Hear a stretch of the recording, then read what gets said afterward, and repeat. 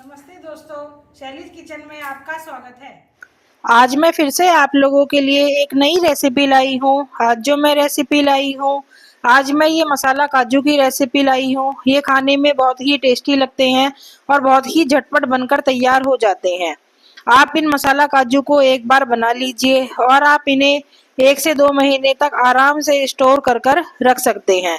जब भी आपको चाय के साथ कुछ खाने का मन करे तो आप इन्हें आराम से एंजॉय कर सकते हैं। और इन मसाला काजू को बनाने के लिए हमें किसी ज़्यादा सामान की भी ज़रूरत नहीं है और बहुत ही जल्दी हमारे मसाला काजू बन जाएंगे। तो चलिए शुरू करते हैं आज की रेसिपी को बनाना।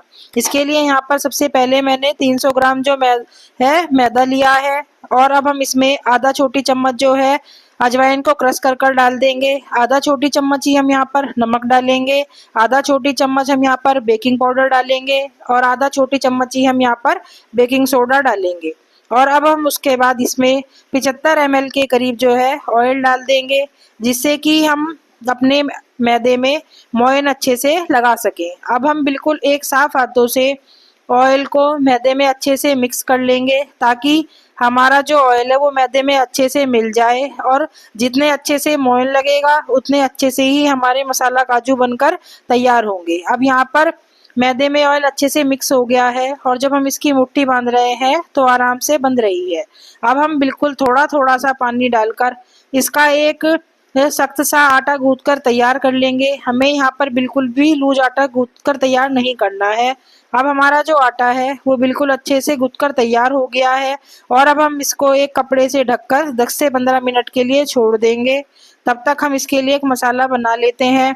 इसके लिए यहाँ पर हम सबसे पहले आधा बड़ी चम्मच जो है काला नमक लेंगे, 1/4 छोटी चम्मच रेगुलर नमक लेंगे, आधा छोटी चम्मच काली मिर्च का पाउडर लेंगे और 1 बड़ी चम्मच यहाँ पर मैंने अमचूर का पाउडर लिया है और आधा छोटी चम्मच यहाँ पर मैंने लाल मिर्च का पाउडर लिया है। और अब हम सब चीज़ों को अच्छे से मिक्स कर लेंगे। अगर इसमें कोई गुठलियाँ हो तो आप उन्हें ख़त्म कर लीजिएगा। अब हमारा जो मसाला है वो बनकर तैयार हो गया है और अब हम इसे एक तरफ रख देते हैं। तब तक हमारे आटे को गूँथे हुए भी 10-15 मिनट हो गई हैं और हमारा जो डो था वो अच्छे से सेट हो गया है। और अब हम डो को 2 बराबर हिस्सों में कट कर लेंगे।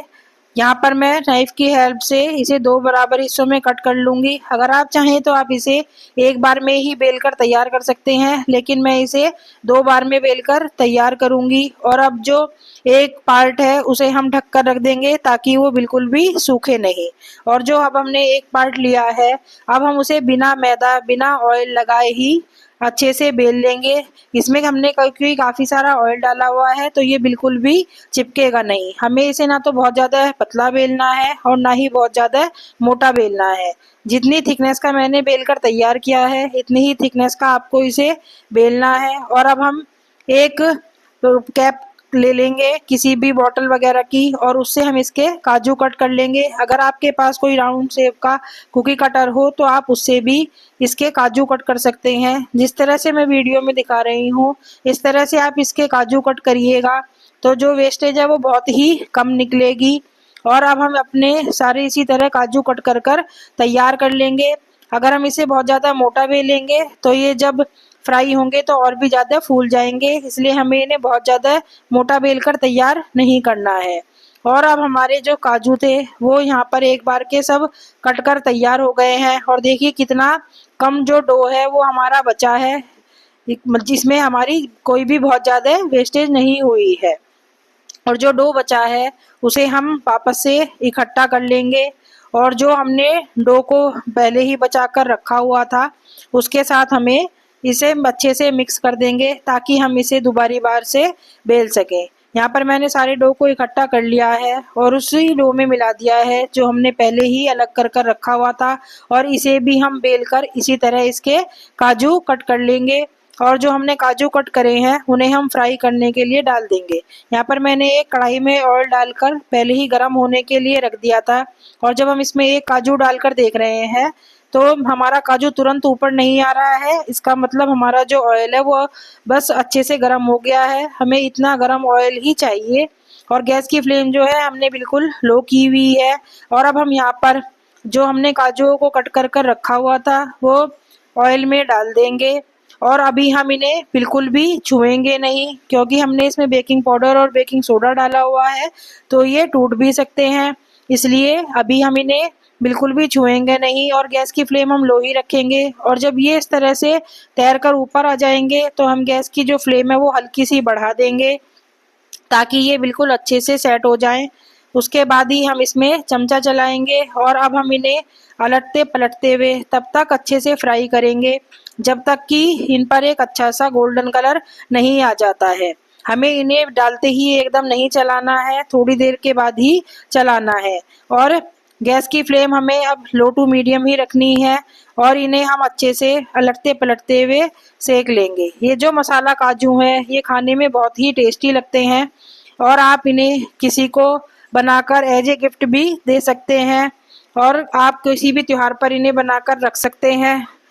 जब इतने अच्छे मसाला काजू हम घर पर बना सकते हैं तो अब हमें बाजार से लाने की कोई भी ज़रूरत नहीं है। एक बैच के मसाला जो काजू थे वो फ्राई हो गए हैं और अब हम इन्हें निकाल लेंगे। इन पर बहुत ही अच्छा सा गोल्डन कलर आ गया है और यहाँ पर हम इन्हें एक बाउल में निकाल लेते हैं, ताकि इसमें जो भी एक्स्ट्रा ऑयल हो वो हमारा कढ़ाई में ही रह जाएगा। और अब हम यहाँ पर दूसरी बैच के जो हमने काजू कट कर कर रखे हुए थे उन्हें भी फ्राई कर लेंगे।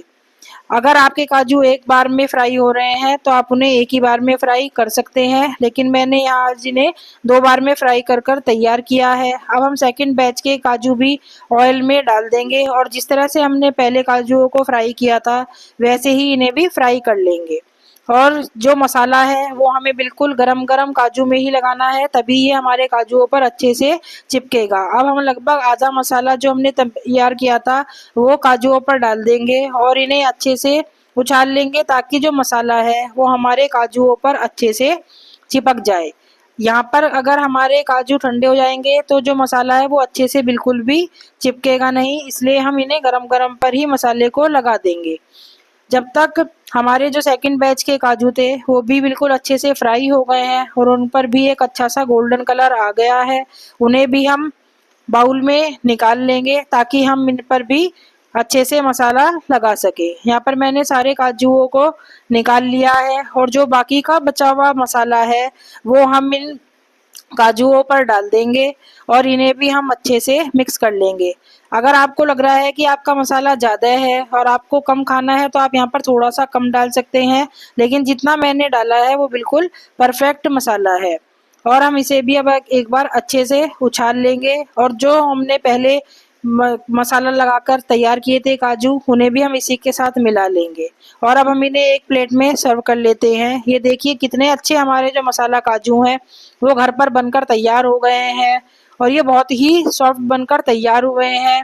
एक काजू मैं आपको तोड़कर दिखाती हूँ कि कितना अच्छा बनकर तैयार हुआ है और ये खाने में भी बहुत ही टेस्टी है। और आप इन मसाला काजू को एक बार बनाकर रख लीजिए और 1 से 2 महीने तक आराम से एंजॉय कर सकते हैं। लीजिए तैयार है मसाला काजू। आप मेरी रेसिपी को ज़रूर ट्राई करें और मुझे कमेंट करके बताएं कि आपको मेरी रेसिपी कैसी लगी। अगर आपको मेरी रेसिपी पसंद आई हो तो इस वीडियो को लाइक करें, ज़्यादा से ज़्यादा शेयर करें और मेरे चैनल पर नए हैं तो मेरे चैनल को सब्सक्राइब करना बिल्कुल भी ना भूलें। और जो साइड में बेल आइकन है आप उसे भी प्रेस कर लीजिए, ताकि मेरे आने वाले वीडियो की नोटिफिकेशन आपको जल्दी से जल्दी मिल सके। Thank you.